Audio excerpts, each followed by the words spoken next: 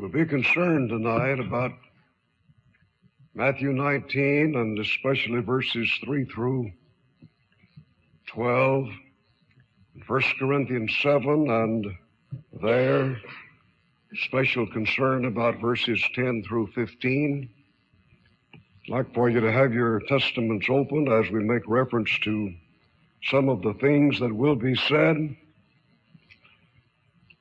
You understand we're not discussing an analysis of Matthew 19 or an analysis in particular of 1 Corinthians 7 or even of the verses indicated, but we are dealing with certain questions that have been assigned by those who planned the lectureship, matters which are disturbing brethren everywhere. There are brethren among us who believe and whose honesty and sincerity we're not questioning at all, but who believe that Matthew 19:9 does not apply to persons who are not Christians. They say it has no application, in fact, to the case in which the non-Christian is married to the non-Christian. It has no application to the Christian who is married to a non-Christian or to the non-Christian who is married to the Christian, depending upon the particular point of emphasis there.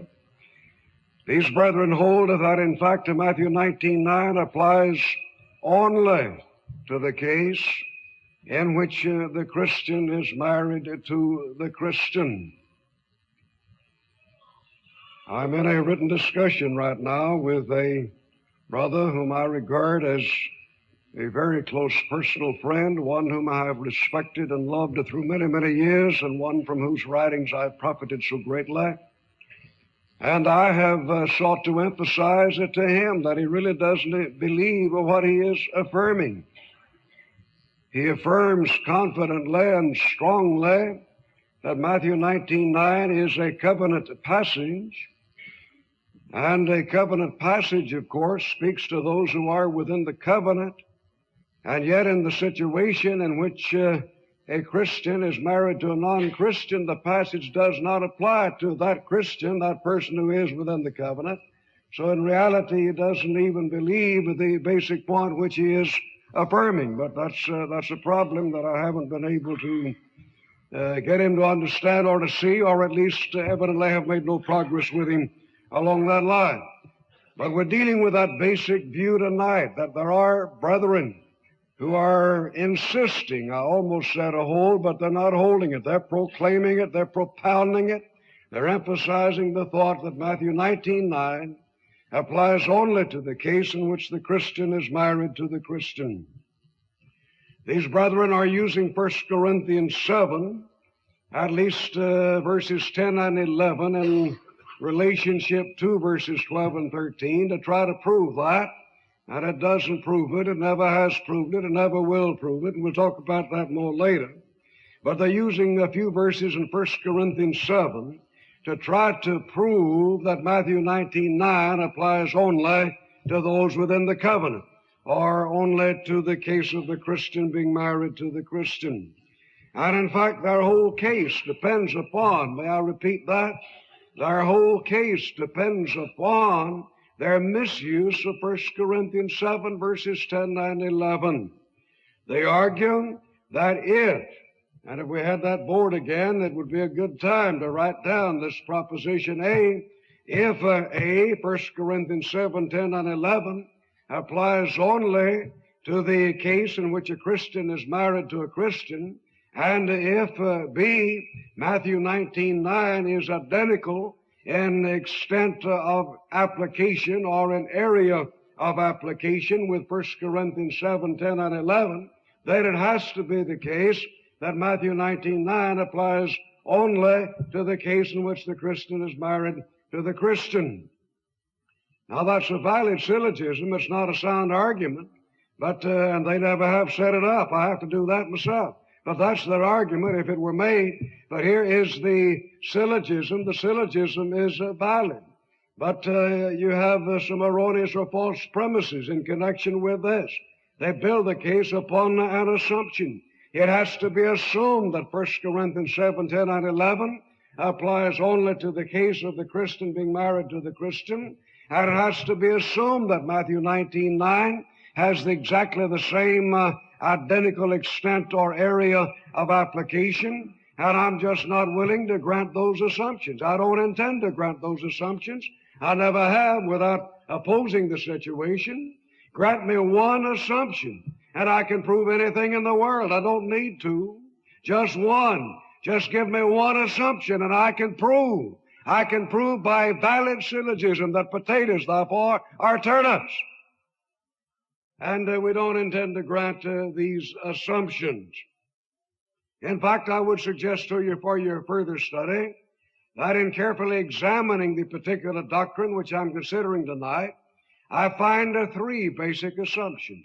All three of these assumptions are absolutely essential to the case that is being propounded, and without either of them, the case cannot be raised from the ground. You can't get the theory off the ground without these three assumptions, and neither one of them is an accurate situation, or neither of them is true.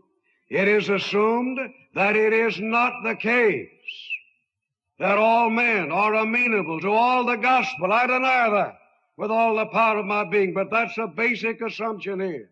It is not the case that all men, all accountable beings are amenable to all the gospel. It is assumed that Matthew 19:9 and 1 Corinthians 7:10 and 11 are identical in application. And it is assumed that there is such a thing as a law written upon the heart, something which is not the gospel, something completely separate and apart from the gospel. And let me deviate from the line of thought that I must pursue, and so rapidly, just to suggest to you why this law on the heart is so important. The record says so plainly that God commands all men everywhere to repent. God commands all men everywhere to repent. Well, the need for repentance presupposes the fact of sin. And what is sin anyhow? Well, it's transgression of divine law, but how is it that all accountable beings become sinners? Since, as it is assumed by these, that it's not the case that all men are amenable to the gospel, they don't become sinners by violating the gospel of the Christ. Well, then how do they become sinners? By violating a law written in the heart. Well, exactly what is that law written in the heart? What is it in that law written in the heart that keeps a man from going into the Baptist church? Or what is there in that law written on the heart that proves that one sins when he enters into and remains in a denominational body?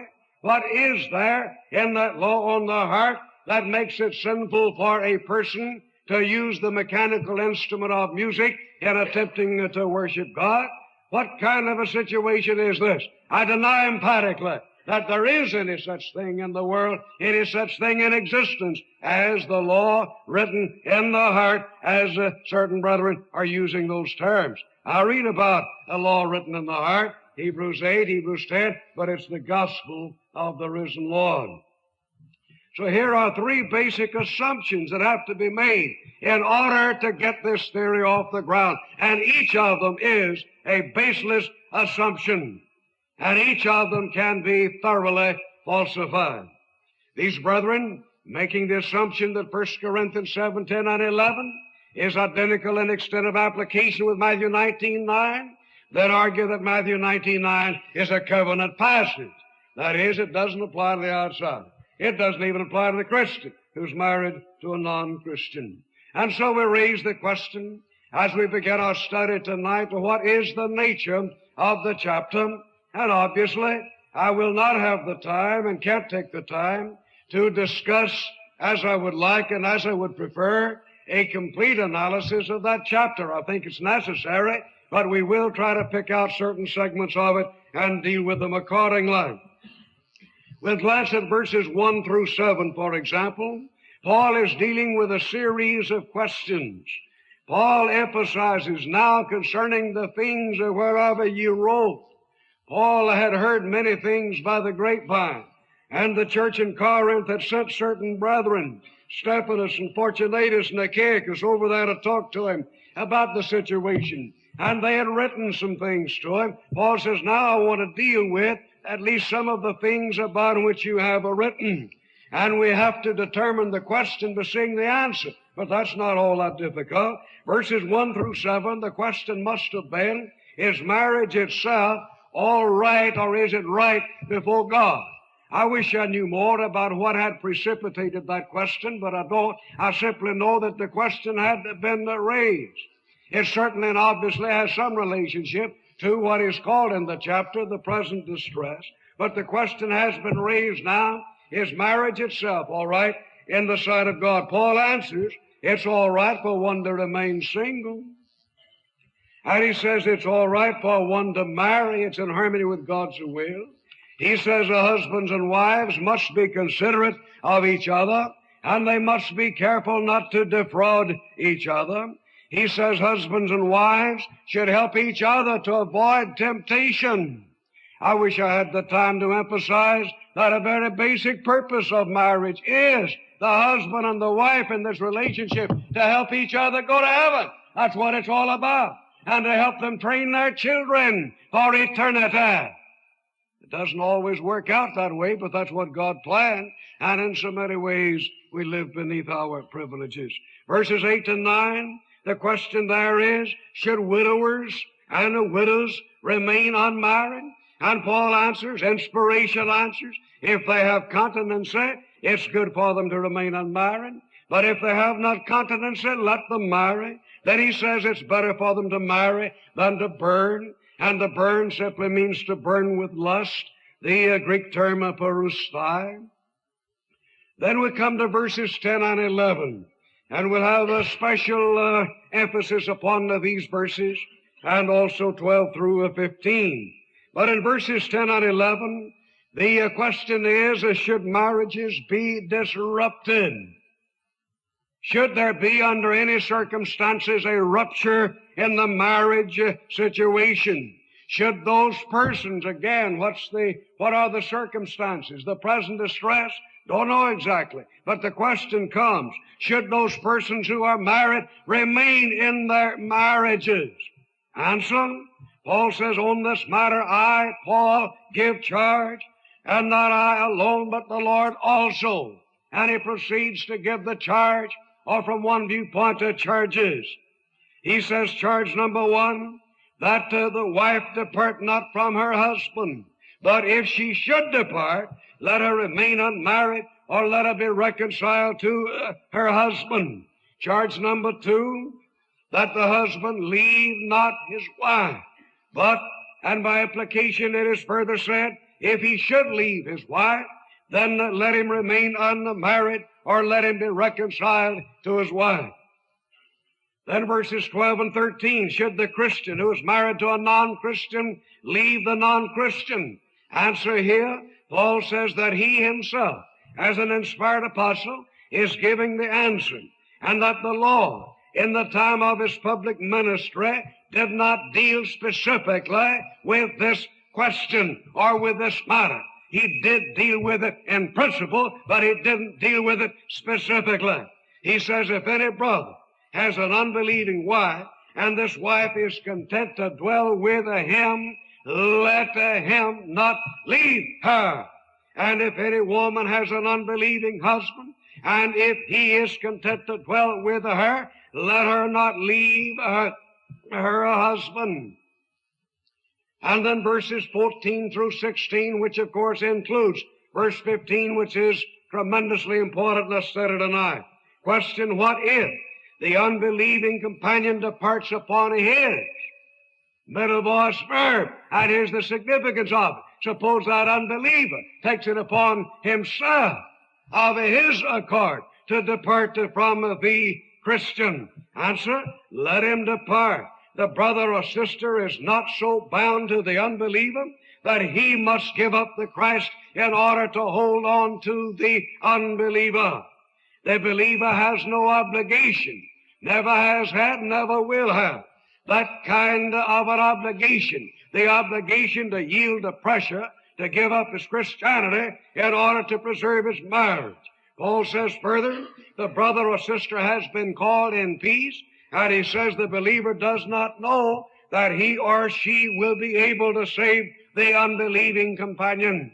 And I begin to get the picture here in these verses. Verses 10 and 11. What do they say basically?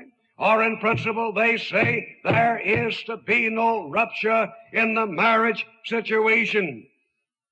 Verses 12 and 13, what do they say?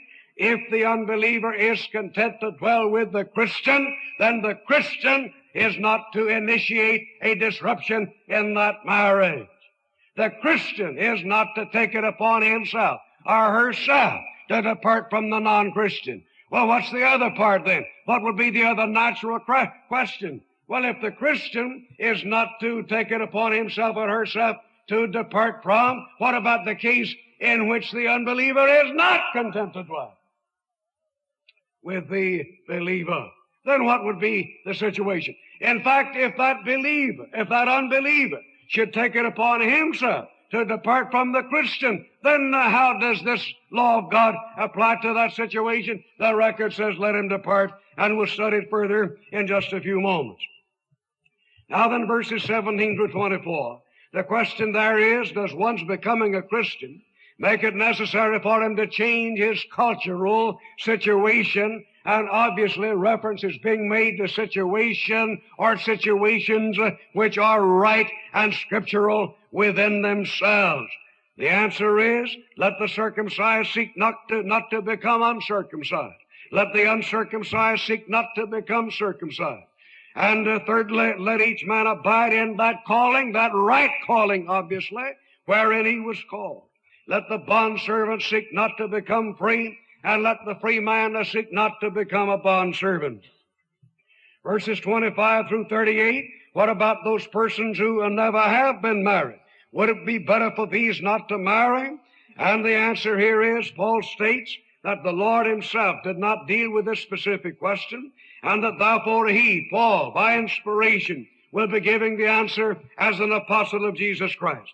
He states also that he answers in consideration of the distress, the present distress, or the distress which is upon us.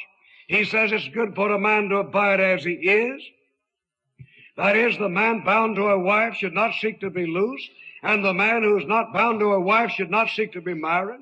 Paul continues, the man or the woman, those who have not been married do not sin if they do marry. That is, assuming that they marry someone who is eligible for marriage. Paul explains that these would have tribulations in the flesh, and that, as he says, I would have you free from cares. Paul continues to discuss that matter. But we come on to verses 39 and 40. The question there is, what is God's will with regard to the remarriage of the widow? And we had somewhat to say about that this afternoon. Paul answers, first of all, a wife is bound in sacred matrimony to her husband so long as her husband lives.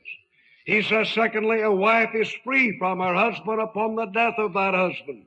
And he says, thirdly, that consequently, that widow is free to be married again. She may marry whom she will, that is, whom she will, if she's marrying someone who's eligible for marriage, but she must do so in a harmony with the Lord's will. And we devoted some attention to that in the afternoon session. However, a particular point that we at least seek to emphasize is the record says she's not obligated to be married. God doesn't demand that in order for her to be pleasing in the sight of God. But Paul says it's my judgment, that is, it's my inspired judgment, not just a human opinion, my inspired judgment that she will be happier in view of the present distress if she remains unmarried. Well, out of that background, then, we come to the specific question. Do these verses 10 through 13, show that Matthew 19:9 is a covenant passage? That is, a passage that applies only to the case in which the Christian is married to the Christian. Again, we suggest there are brethren among us who are contending that Matthew 19:9 is a covenant passage, and when they use that terminology, covenant passage, this is exactly what they're saying. that it does not apply to the Christian married to the non-Christian. It does not apply to a mixed marriage. It applies only to the case in which a Christian is married to a Christian. If this be the case, if Matthew 19:9 has no application whatever to the outsider, then we suggest for your further study that so far as concerns Matthew 19:9, it would not matter how many times a person has been married, divorced, and remarried, or for whatever cause, before that person becomes a Christian. The theory is that that person can remain with the companion that he or she happens to be married to at the time that he or she becomes a Christian, and all is well in the sight of God. I personally, in some very important, significant discussions on these very matters, have asked these brethren about this situation of polygamy. The fact is, I get a contradictory answer. These brethren are insisting that God's law does not apply to the outsider. Therefore, the law of the Christ, Matthew 19:9, would not prohibit polygamy in the church. That Mormon could come in. There isn't anything that would keep him from coming in. That man in Africa, from whom I have a letter, he has 3 wives, 21 children, wants to become a child of God. What are you to tell him? He's married legally to these women. I asked Brother Babe, what would you tell him? Well, he has to say, I would tell him that he cannot stay in polygamy. But here I read, brethren, from the same brother, that the law of Christ is not retroactive. And then all of a sudden he tells me, but it is retroactive. And I call that contradiction. And any doctrine which involves a logical contradiction is a false doctrine. That's one of the ways that you falsify, is showing the logical contradiction that's involved. Well, according to this position, then, this man could, if Matthew 19:9 has nothing to say on the subject, remain in that polygamous situation. Well, upon what grounds? Upon what grounds do some argue that Matthew 19:9 is a covenant passage? Well, as already indicated, I go to 1 Corinthians 7 and begin with special emphasis upon verses 10 and 11. In verses 10 and 11, Paul says, but unto the married. I would have to pause to emphasize, Paul says, unto the married. May I repeat that? Paul says, unto the married. Do you catch the force of that? Paul says, unto the married. Where does he say it? 1 Corinthians 7:10. What does he say? Unto the married.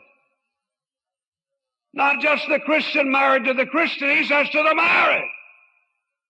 I'm not going to sit idly by and watch as somebody tries to make it read to some of the men, because that isn't what it says. But unto the married I give charge, yea, not I, but the Lord, that the wife depart not from her husband, but should she depart, let her remain unmarried, or else be reconciled to her husband, and let the husband leave not his wife.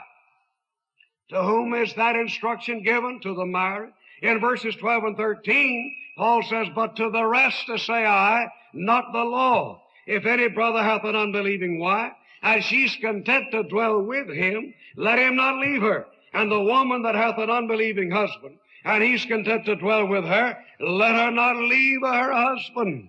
The Corinthian brethren had evidently asked Paul, is it all right for persons who are married to continue in that marriage? And is marriage all right before God?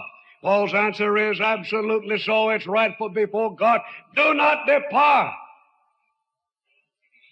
In giving this answer, Paul stresses that he was not only giving this charge from himself, but from the Lord also. The Lord himself, at some time and some place in his personal ministry, had dealt with this matter. The Corinthian brethren had also asked Paul, what about the case in which a Christian is married to a non-Christian? Is it all right for the parties involved to continue in this marriage? Paul's answer is absolutely so. Let not the believer depart from the unbeliever. In giving this answer, Paul says that he's giving the instructions, not the law. Well, what does that mean? It simply means that the Lord, in his personal ministry, had not dealt specifically with that question. And that therefore Paul, by inspiration right here, makes application of the sacred principle that the Lord did set out to this specific case. That's at least involved in the Lord's great promise, and He shall guide you into all the truth. But teaching them to observe all things whatsoever I have commanded you. I do not believe that there was a single solitary point ever revealed to men who possessed the miraculous gift of prophecy that the Lord hadn't dealt with in the public ministry in principle. Not the detailed applications of it, but the principle.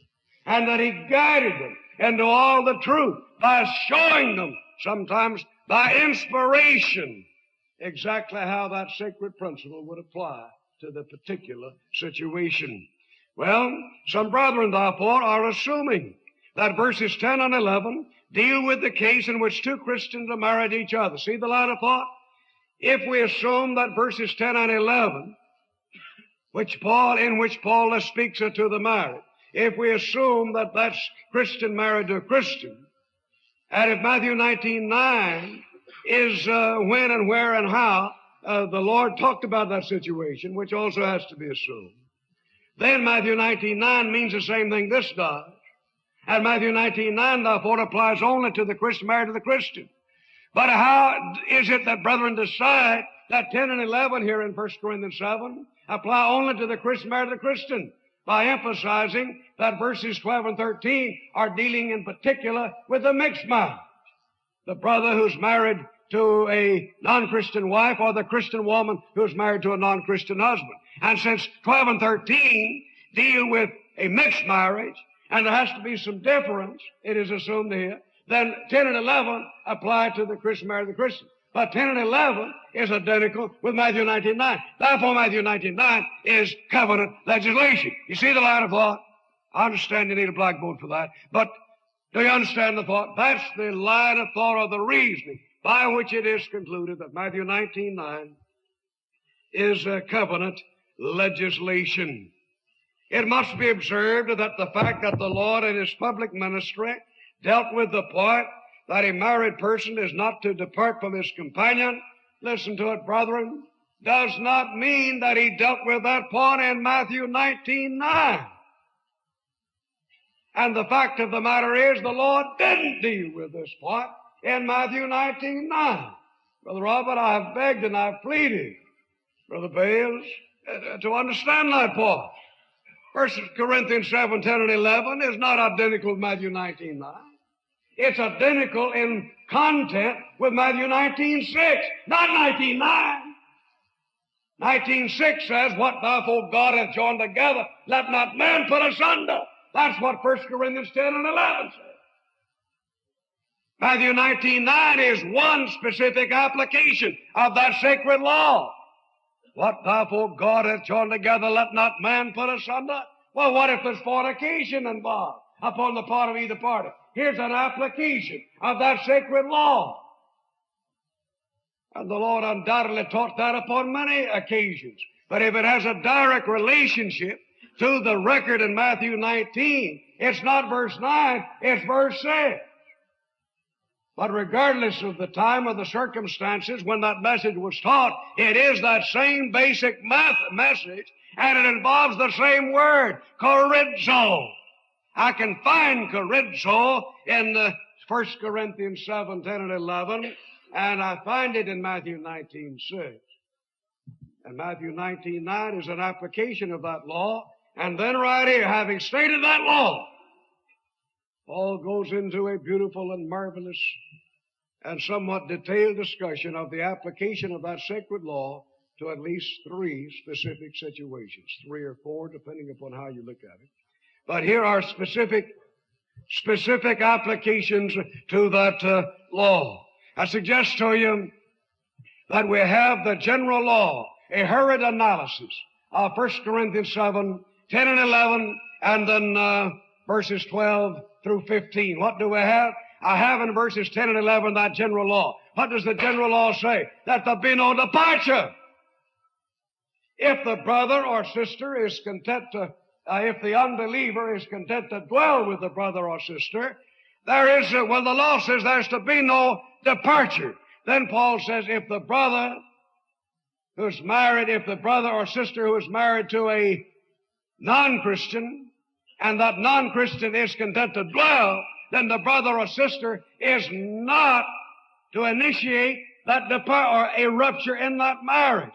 But I'll raise the question, suppose that brother or sister is not, or that unbeliever is not content to dwell. Then what? Would you think about that just a moment? Suppose that unbeliever is not content to dwell with the Christian husband or wife. Do verses 10 and 11 have anything to say to that situation? Well, of course they do. They say, don't depart. Under no circumstance is the child of God to initiate a rupture in that marriage. Don't depart. In which case, don't you see? In which case, I have verses 10 and 11 applying to a mixed marriage. And the idea that 10 and 11 cannot be applied to a mixed marriage, therefore, is a false position. And if 1 Corinthians 7, 10, and 11 can, at least upon some circumstances, apply to a mixed marriage, and if Matthew 19:9 teaches the same thing that these verses teach, then at least under some situation, Matthew 19:9 could apply to a mixed marriage. But right now I'm concerned about that general law. Here it is in verses 10 and 11. The law is, what thou, O God, hath joined together, let not man put asunder. Well, what about these particular cases? Paul then says in that regard, but here are some further matters. In fact, it reads, and unto the rest.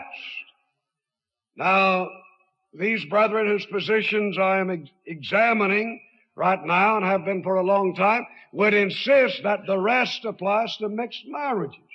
Don't see that at all. In fact, that position is not demanded by the circumstances at hand. In context, it refers to the rest of the questions that they have asked, the rest of the cases that they have presented. Paul says, I've dealt with some of these. I've set out the law of God on the subject. Now then, I address myself to the rest of the questions that have been asked. And then Paul proceeds to discuss the Christian man married to a non-Christian wife. He discusses the Christian woman married to a non-Christian husband. He discusses the departure of a non-Christian husband or wife from a Christian companion. Now, isn't it clear, brethren? Paul says, I'm going to discuss the rest. That's what I intend to do. I'm going to discuss the rest. What does he discuss? He discusses these three things that I've just enumerated. Well, what's Deaver going to conclude there? That the rest refers to these three cases. If he did what he said he was going to do, then this is what the rest means. And Paul answers there are other questions that relate to the application of that general law to these specific cases. Paul discusses these specific cases. What if a Christian man is married to a non-Christian wife? Should the Christian man leave the non-Christian wife? The answer is, let him not leave his wife. Well, what if a Christian woman is married to a non-Christian man? Should the Christian woman leave the non-Christian husband? No difference. Let her not leave her husband. Paul states that in giving this answer, or the answer to these specific questions, he, as an inspired apostle, is speaking. The Lord didn't deal with these matters directly in the public ministry. The Lord did deal with them in principle, but did not make the application of the law to the specific cases. Just exactly as you and I must take this book day by day, perhaps 100 times a day, and turn upon a particular question or situation or problem, the light of God's Word, to make the determination as to what God would want me to do under these circumstances. And that's exactly the significance of documazo in Romans 12, that they may prove what is that good and acceptable and perfect will of God. All right? Verse 15 then, suppose the non-Christian, not being content to dwell with the Christian, takes it upon himself to depart. How does this affect the deserted Christian? Paul here is continuing to answer as an inspired apostle, knowing that though the Lord in the public ministry had not set forth or had to set forth the law but hadn't applied that to the specific case, Paul continues to deal with that. He says the answer is, if a non-Christian companion departs, the Christian is not allowed to make that departure. But if the non-Christian companion departs, let him or her depart. And he says the deserted Christian is not under bondage in such cases. Thus the plain fact of the matter is that verses 10 and 11 of 1 Corinthians 7 relate to all marriages, not just to marriages of believers to believers. Paul speaks plainly unto the married. What married? Answer, all the married. Believers married to believers, believers married to unbelievers, unbelievers married to unbelievers. There can be no justification whatsoever for attempting to make the married in this reading mean the sum of the married. There are so many approaches that could be taken and under proper circumstances need to be taken to emphasize the universal nature of Matthew 19:9. I have a considerable bunch of notes somewhere in connection with the nature of Matthew 19:9 as seen in the light of the fact that it is an acceptive sentence. And any time you're dealing with an acceptive sentence, you're dealing with something that is universal. Universal as the logic text use that word. Universal doesn't necessarily mean all men, doesn't necessarily mean all the men in all the world. It may mean all of the men in a certain college, for example. We say all except the freshmen are eligible for the course. Well, your context is persons who are in this school and who therefore at least have the possibility of being concerned about this course. Well, who's eligible for it? All except freshmen are eligible for the course. Well, that means that all non-freshmen, you can't deal with this sentence properly, logically, without translating it into two propositions. That's the nature of an accepted sentence. All non-freshmen are eligible for the course. An E-form proposition, no freshman is eligible for the course. And then you show the real meaning of A and E by saying that one is eligible for this course if and only if he is a non-freshman.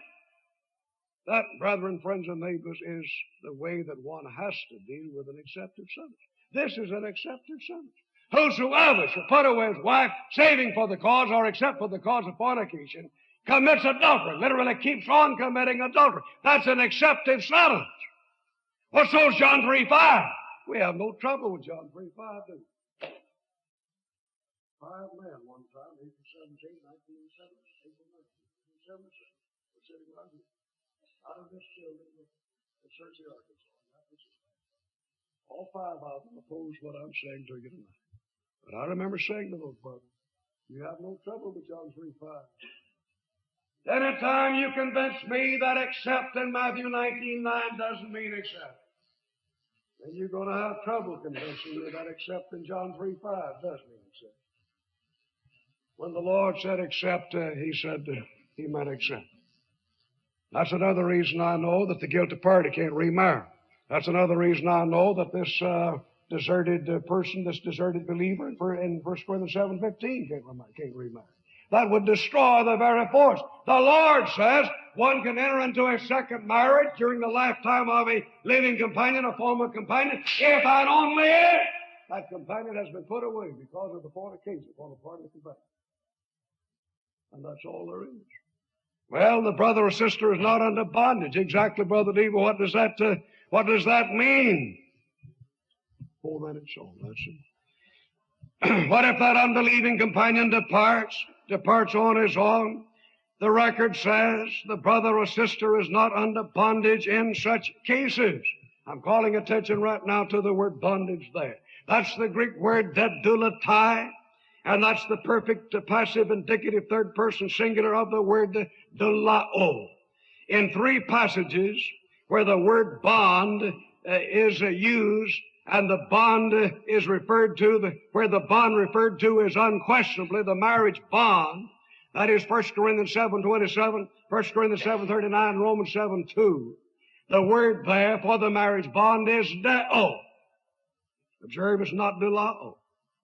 But here I'm dealing with the form of the word doulao, not deo.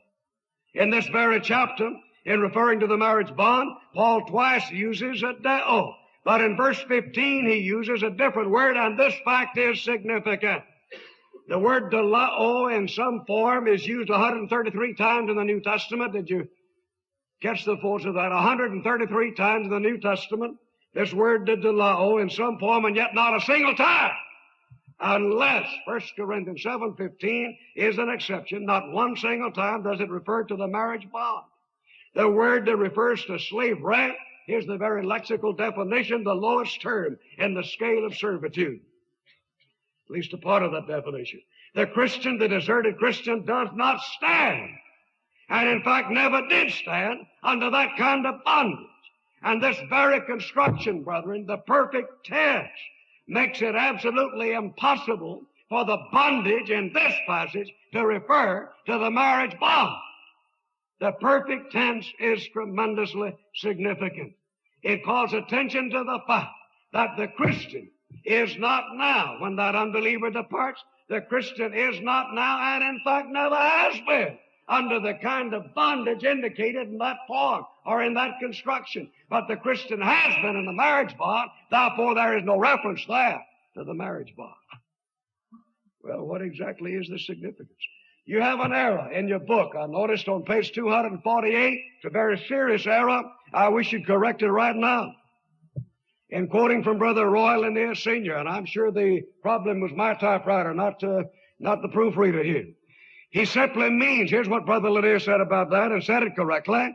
He simply means that the believer, not unbeliever, mark out the un there, that the believer is not so bound to the unbeliever that he must give up the Christ to hold the unbeliever. Brother Harvey Floyd says Paul uses dedulatai in 1 Corinthians 7:15 because he wishes to say that for a Christian to yield to pressure, to give up his Christianity, to preserve his marriage, would mean slavery of the most abject kind. The Christian must never consider himself under that kind of bondage. We emphasize in these remarks tonight that Matthew 19:9 is universal in its application. Why did you refer to the accepted sentence, Brother David? I tried to call attention to the fact that the only way it'll ever go into your logical machine is to translate it into an A form and an E form proposition.